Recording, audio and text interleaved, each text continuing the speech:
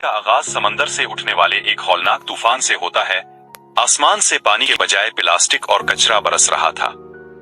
इसी दौरान एक सड़क पर जाती हुई गाड़ी में बारबरा अपनी बेटी के साथ सफर कर रही होती है। इस खौफनाक मंजर को देखकर वो फौरन अपने साबिक शौहर बार्कले से राब्ता करती है। बार्कले घबरा कर कहता है कि फौरन वापस आ जाओ, मगर बदकिस्मती से वो रास्ते में ट्रैफिक में फंस जाते हैं।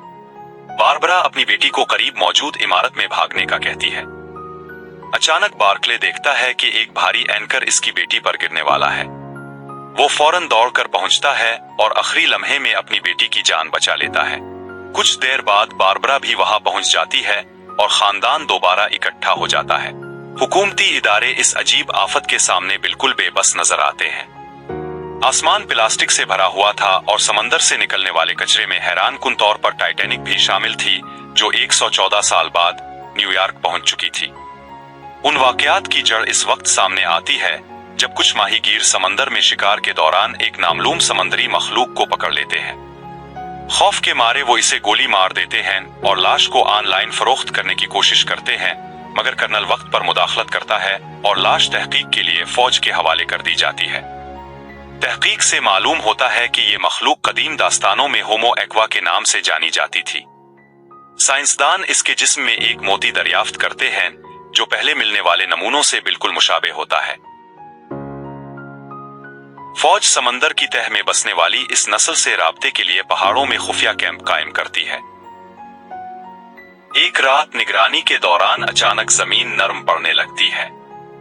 सारा जमीन में धंस जाती है और मॉर्गन इसे बचाने की कोशिश करता है, मगर दोनों लम्हों में गायब हो जाते हैं। जब फौजी पहुंचते हैं तो लाश भी गायब होती है और जमीन दोबारा सख्त हो चुकी होती है। यहाँ इंकिशाफ होता है कि होमो एक्वा कोई खलाई मखलूक नहीं बल्कि इंसानों से भी पहले जमीन पर मौजूद एक कदीम नस्ल है जो सदियों से समंदर के नीचे रह रही थी। अब वो बेदार हो चुके हैं और अपनी दुनिया वापस चाहते हैं।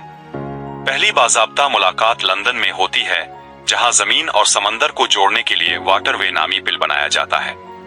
इसी मुलाकात में साल्ट नामी एक होमो एक्वा सामने आती है। वो बताती है कि इंसानों के जहाजों से फैलने वाले तेल ने इसके बच्चों को पैदा होने से पहले ही मार दिया। साल्ट वाजे करती है कि वो सिर्फ बार्कले से बात करेगी क्योंकि वो वाहिद इंसान था जिसने एक मुर्दा होमो एक्वा के साथ इज्जत का सलूक किया। कई मुज़ाकरात के बाद साल्ट 3 शर्तें रखती है। समंदर में आलूदगी का मुकम्मल खात्मा, जमीन और समंदर के दरमियान वाज़े सरहद, और आखिरी मुलाकात समंदर की गहराई में। बार्कले को 5 मील नीचे जाना पड़ता है, जहां नाकाबिल यकीन तौर पर दबाव जमीन जैसा होता है।